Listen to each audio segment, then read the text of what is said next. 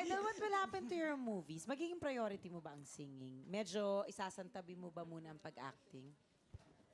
Actually, may movie kaming palabas ngayon. Palabas pa rin ngayon. So, hindi naman isasantabi kasi may soap opera din ako na ngayon. So, hindi naman, pwedeng pagsasabayin din. Juggle. Yeah. Racket-racket ba? Sayang naman yung mga pagkakataong ganyan, ano? Yes. Ibig sabihin ba nito, medyo matatagalan ng pagpapakasal nyo ni Tonton? Nay? Ay, hindi.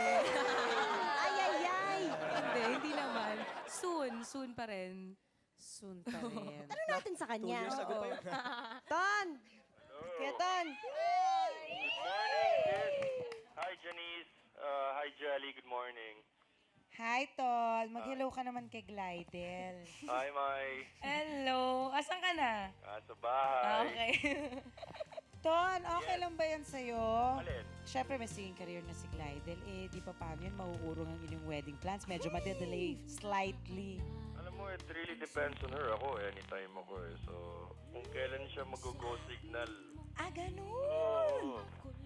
Ay, ikaw naman pala ang hinihintay. Ton, what's your message for Glidel?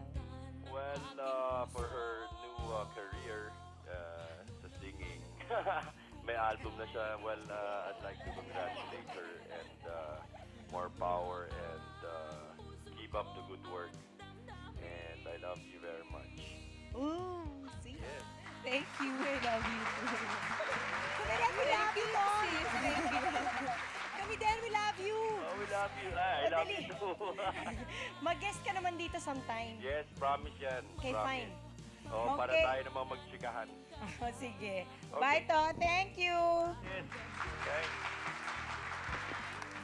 Ayan, serious itong question ni Sis. Ikaw na lang.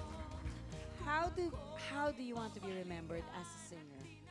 I couldn't think of anything else. I just hope the songs that I will be singing, I will be composing, and I'll be performing will touch their hearts one way or the other.